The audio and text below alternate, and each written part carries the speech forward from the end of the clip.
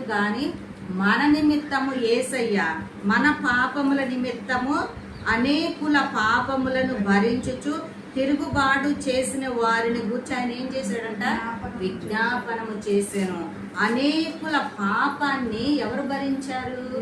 యేసయ్య భరించాడు. గాని మన పాపాలను మనము భరించలేదన్నమాట. మన అతిక్రమాలను మనము భరించలేదన్నమాట. సమస్త మానవాళి యొక్క అతిక్రమములను ఆయన భరించాడు. 8వ వచనం చదవండి. అన్యాయపు తీర్పు నిందిన వాడే అతడు కొనుగోబడేను. అతడు నా జనుల అతిక్రమమును బట్టి మొత్తబడేను కదా. చాలు. అన్యాయపు తీర్పు నొందిన వాడే అతడు కొనుక్కోబడేను.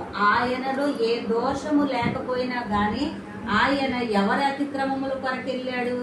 మన అతిక్రమముల కొరకు, మన పాపముల కొరకు అన్యాయముగా ఆయన తీర్పు నొంది మన కొరకు ఆయన ప్రతి భారమును కూడా ఆయన భుజాల మీద వేసుకున్నాడు అన్నమాట. మన సొంత శక్తి చేత కానీ, మన సొంత ఖర్చు చేత కానీ, కనీసము పాత నిబంధన కాలంలో వాళ్ళ యొక్క కొన్ని రకాలైనటువంటి పశువులతోనూ పక్షులతోనూ వాటితోనూ ఆహార పదార్థాలతో వాళ్ళు బలిని అర్పించారు. కానీ ఆ బలి సంపూర్ణము కాదు. ఆ బలి కూడా దేవుడు ఎందుకు కోరాడంటే మనుషులకు ఒక నిబంధన అంటూ ఉండాలి, ఒక కట్టు అంటూ ఉండాలి, కట్టుబాటు అంటూ ఉండాలి. కట్టు లేకపోతే ఏం చేస్తారు?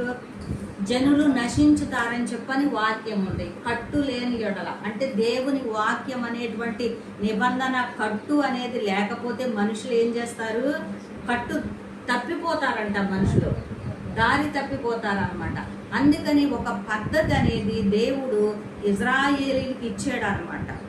ఆ యొక్క బలి అర్పించేది అబ్రహాం గారిని అడిగేదే తప్ప, కానీ అది ఎక్కడ నుండి వచ్చింది? ఇజ్రాయేలు ఐగుప్తులో నుండి వచ్చినప్పటి నుండి అక్కడ పాస్కా అనేది వధించేది కదా, అప్పుడు మొదలయ్యింది అనమాట.